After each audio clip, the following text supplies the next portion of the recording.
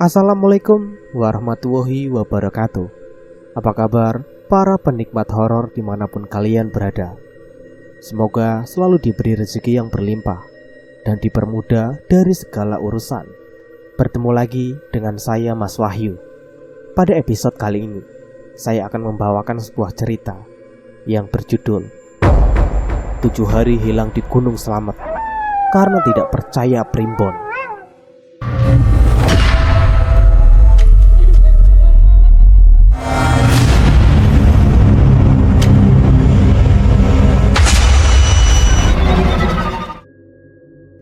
Pada tahun 2002, di desa terpencil di Purbalingga, Jawa Tengah, suasana masih dengan kehidupan pedesaan yang sederhana dan damai. Di desa itulah Ferdi tinggal. Ferdi adalah seorang pendaki gunung yang sering menjelajahi berbagai puncak di Indonesia, termasuk Gunung Slamet. Gunung Slamet yang terkenal dengan medan yang menantang dan mitos-mitos mistisnya. Menjadi tujuan berikutnya. Suatu pagi yang cerah, Ferdi memulai pendakian seorang diri. Ia bertekad untuk menaklukkan puncak Gunung Slamet. Awalnya, Ferdi sudah diperingatkan oleh neneknya bahwa jangan pergi jauh jika bertetapan dengan hari kematian ayahnya. Sejak umur 12 tahun, Ferdi ditinggal ayahnya. Ayahnya dulu adalah penjual ikan di pasar. Dia tiba-tiba jatuh sakit karena penyakit kronis yang dia alami. Nenek Ferdi sudah memperingatkan bahwa pergi ke gunung diundur saja. Namun Ferdi tetap saja tidak mendengarkan saran dari nenek.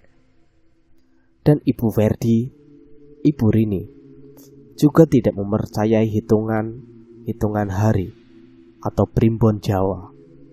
Ia menganggap semua itu omong kosong dan tak lebih dari tahayul. Nenekmu itu terlalu percaya pada hal-hal gaib. Ferdi, kamu pergi saja sana. Jangan khawatirkan yang seperti itu, ujar ini dengan nada acuh. Dengan berat hati, nenek Ferdi melepasnya pergi. Pagi itu Ferdi memulai pendakiannya dengan semangat membara, tidak menyadari bahwa ia telah mengabaikan peringatan yang penting.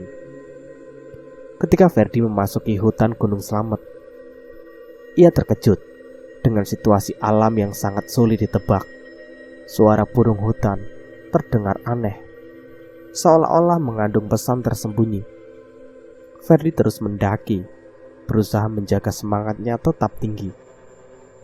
Namun tiba-tiba, kabut turun dengan tebalnya, menyelimuti seluruh hutan. Dalam sekejap, pandangan Ferdi menjadi terbatas. Hanya beberapa meter di depannya, ia merasakan hawa dingin yang menusuk. Kabut itu semakin pekat, membuatnya tersesat. Ia mencoba mencari arah dengan kompasnya, tetapi jarum kompas berputar liar tanpa arah yang jelas. Ferdi merasa cemas, tetapi tetap berusaha tenang. Ia memutuskan untuk mencari tempat berteduh sambil menunggu kabut itu mereda.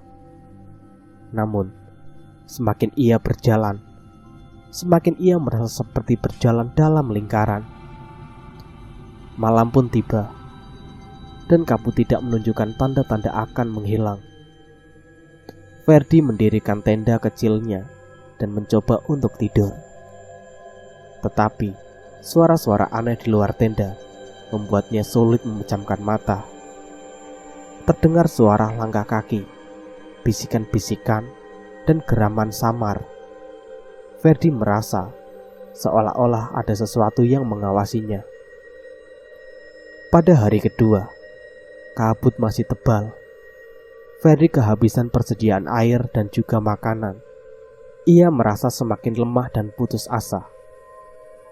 Dalam kepanikan, ia mencoba menghubungi keluarganya, tetapi sinyalnya tidak ada.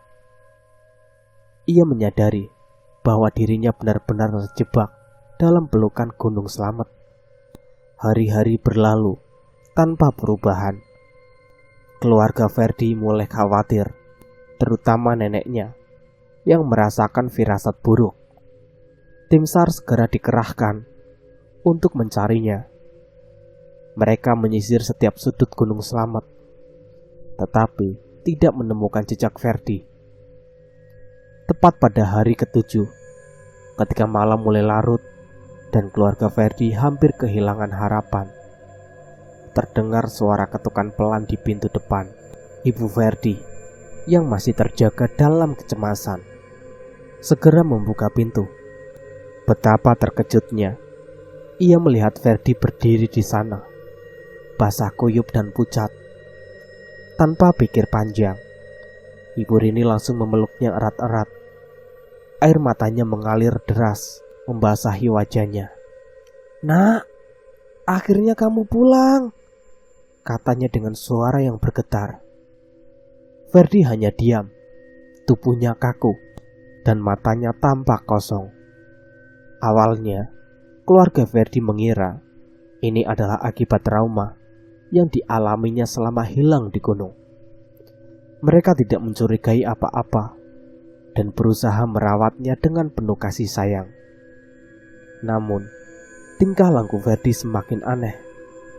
Ia sering terdiam lama, menatap kosong ke arah jendela, dan suaranya terdengar datar dan dingin. Nenek Ferdi yang sangat memahami dunia mistis mulai merasa ada yang tidak beres. Dia memperhatikan gerak-gerik Ferdi dengan seksama. Sesuatu dalam hati kecilnya mengatakan bahwa yang pulang bukanlah cucunya yang sebenarnya. "Ya, ini pasti iblis yang menyerupai cucuku," pikir nenek dengan perasaan cemas. Namun ia memutuskan untuk tetap diam dan terus memantau Ferdi tanpa memberitahu Rini. Setiap malam, nenek memperhatikan Ferdi dari kejauhan. Ia melihat bagaimana Ferdi sering berbicara sendiri, seolah-olah ada yang diajak bicara. Suaranya terdengar aneh, tidak seperti suara Ferdi yang biasanya. Pada suatu malam, nenek mendengar suara berbisik di tengah malam, seolah-olah ada yang berbicara dengan Ferdi. Suara itu terdengar asing dan menyeramkan. Suatu hari, ketika nenek pergi ke dapur untuk membuat teh, ia melihat Ferdi sedang duduk di meja dapur, memakan mie rebus dengan lahap. Pandangannya ini membuat nenek merasa lega sejenak, berpikir bahwa mungkin cucunya memang kembali dan semua hanya ketakutan yang berlebihan. Namun ketika nenek kembali ke ruang tengah dengan secangkir teh yang ia bawa, ia terkejut melihat Ferdi duduk di kursi kayu, menatap kosong ke depan. Jantung nenek berdetak kencang. Bagaimana mungkin Ferdi bisa berada di dua tempat sekaligus? Nenek semakin yakin bahwa yang pulang bukanlah cucunya. Dengan tenang, nenek menyimpan kecurigaannya dan terus mengamati gerak-gerik Ferdi. Setiap langkah, setiap kata, dan setiap tatapan, nenek perhatikan dengan seksama. Keesokan harinya, nenek memutuskan untuk mengajak keluarga berkumpul dan membicarakan perilaku aneh Ferdi. Dengan nada serius dan penuh kekhawatiran, nenek mulai mengungkapkan kecurigaannya. "Saya merasa ada yang tidak beres dengan Ferdi. Seperti bukan dia yang kita kenal," ujar nenek sambil menatap tajam ke arah Rini. Rini, yang sejak awal skeptis terhadap semua hal berbau mistis, merespon dengan nada yang sangat keras. "Bu, tolong, kita sudah membahas ini. Ferdi hanya trauma. Tidak ada yang namanya jin atau korin. Itu semua adalah omong kosong." Rini, kamu memang tidak pernah mau mendengarkan. Lihat saja tingkah lakunya yang aneh itu. Kamu harus percaya ada sesuatu yang tidak beres." "Ibu, Saya itu tidak percaya pada primbon Jawa atau tahayul semacam itu. Ferdi hanya butuh waktu untuk pulih. Kamu bilang modern setelah 7 hari hilang dan dia pulang sekarang. Kamu anggap itu hal yang lumrah. Ingatlah apa yang terjadi pada suamimu dulu. Ya, Ayah Ferdi. Kamu membawanya ke rumah sakit tepat pada hari yang aku bilang tidak baik. Dan sekarang kamu ingin mengulangi kesalahan yang sama. Rini terkejut dan tersinggung oleh tuduhan nenek. Apa maksud ibu? Itu semua kebetulan. Suamiku itu sakit parah dan butuh perawatan. Itu bukan karena hari buruk atau apapun yang ibu katakan itu. Debat semakin memanas dan mereka saling menyalahkan dan mengungkit masa lalu. Ketegangan memenuhi ruangan, membuat suasana semakin tidak nyaman. Tiba-tiba, Pak Tejo, kakak Rini, yang selama ini diam, berdiri dan menengahi. Cukup, ini bukan saatnya kita bertengkar.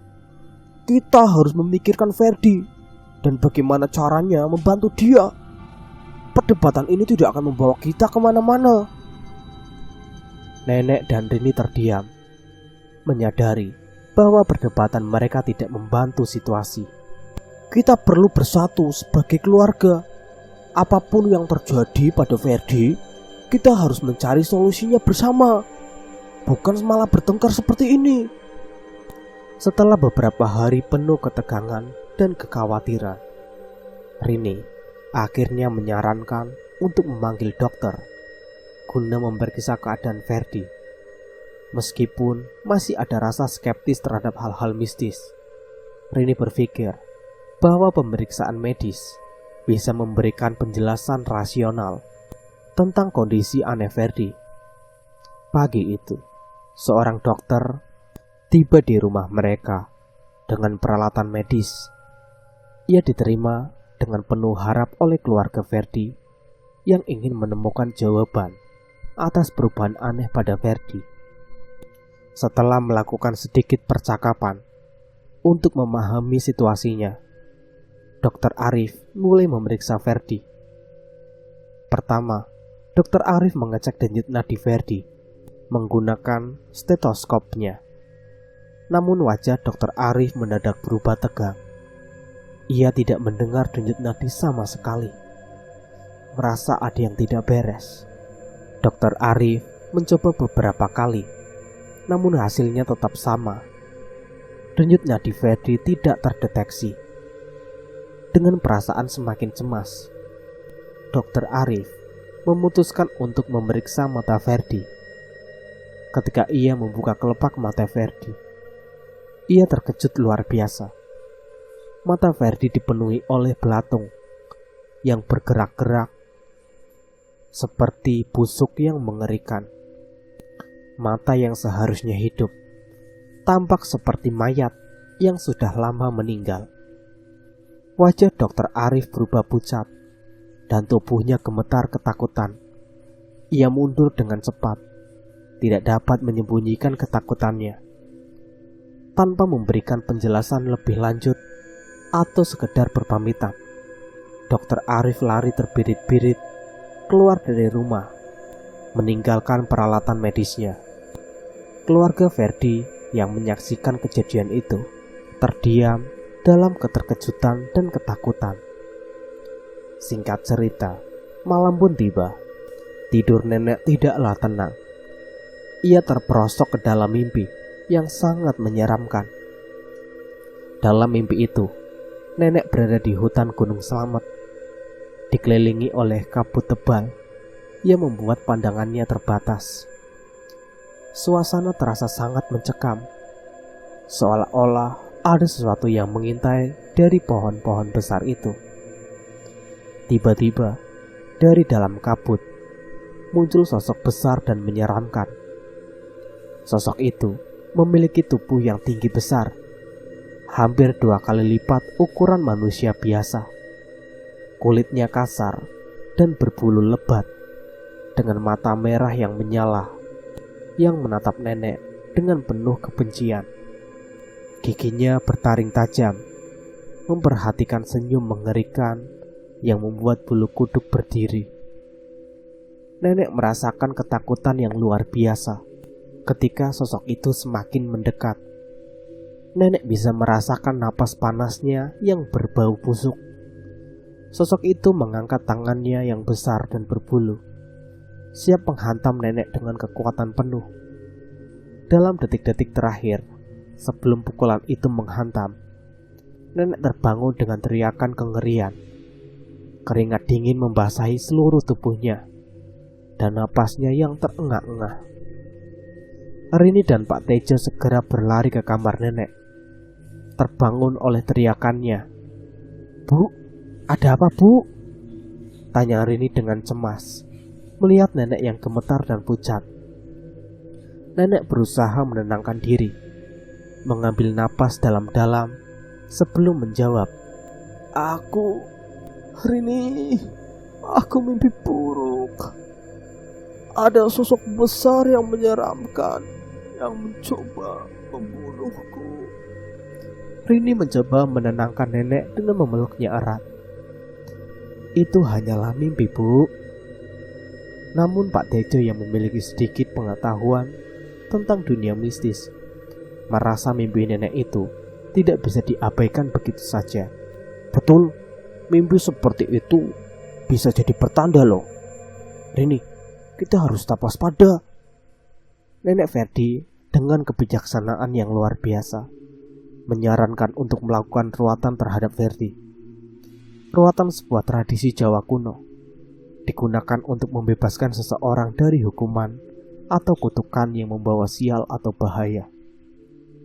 Meskipun awalnya Rini dan Pak Tejo ragu, mereka akhirnya setuju bahwa langkah ini mungkin adalah salah satu cara untuk menyelamatkan Ferdi dari nasib yang lebih buruk lagi. "Rini, bagaimanapun juga anakmu itu harus kita ruat agar tidak membawa sial." "Baik pula, terserah ibu saja." Saat ritual ruatan itu dilakukan dengan bantuan Pak Rahmat. Dia adalah sepuh dari desa itu. Keluarga Ferdi memilih untuk melibatkan tetangga dan warga desa sebagai bentuk solidaritas dan dukungan. Dalam kepercayaan tradisional Jawa, kehadiran banyak orang dalam sebuah ritual juga dianggap dapat memperkuat energi positif yang diperlukan. Ketika ritual dimulai, suasana hening dan hikmat menyelimuti lingkungan sekitar. Tetangga-tetangga yang berkumpul di sekitar rumah Ferdi dengan penuh perhatian dan juga ikut serta dalam mendoakannya. Mereka mengikuti setiap langkah ritual dengan penuh keyakinan, berharap untuk melihat kesembuhan bagi Ferdi dan keluarganya. Namun tiba-tiba, suatu kejadian mengerikan terjadi. Salah satu tetangga yang berada di barisan belakang tiba-tiba mulai gemetar dan menjerit, seolah-olah dirasuki oleh sesuatu yang tidak bisa terlihat. Kejadian ini membuat kepanikan di antara warga lain, dan dalam hitungan detik, beberapa orang lagi mulai menunjukkan gejala yang sama. Pak Rahmat segera menyadari bahwa ada kekuatan jahat yang mencoba mengganggu ritual mereka. Ia berusaha mempertahankan kendali atas situasi tersebut, memperkuat barisan doa dan mantra-mantra yang dibacakan. Namun, kekuatan supranatural yang mereka hadapi terlalu kuat dan seolah-olah menyerap energi dari warga yang terkena dampaknya. Saat ritual mencapai puncaknya, suasana dipenuhi dengan ketegangan. Namun tiba-tiba, mereka semua tersadar bahwa Ferdi telah menghilang dari tengah-tengah mereka. Panik menyebar di antara keluarga dan para warga yang hadir, dan suasana seketika menjadi hening. Ibu Rini terpaku oleh kebingungan dan kepanikan, mencari-cari jawaban atas kejadian yang tiba-tiba ia alami ini. Di tengah kebingungannya, sebuah mobil ambulans tiba-tiba muncul membawa jenazah yang sudah ditemukan oleh tim SAR. Tangis Ibu Rini pecah ketika ia menyadari kenyataan pahit yang terjadi. "Anakku, Ferdi!" desisnya dengan suara serak, terkejut dan terpukul oleh kenyataan tragis yang baru saja dihadapinya. Air mata tak terbendung lagi, meluncur deras dari matanya, memandang jenazah anaknya. Sementara itu, Pak Rahmat dan anggota keluarga yang lain hanya bisa terdiam, mencoba mencerna apa yang baru saja mereka hadapi.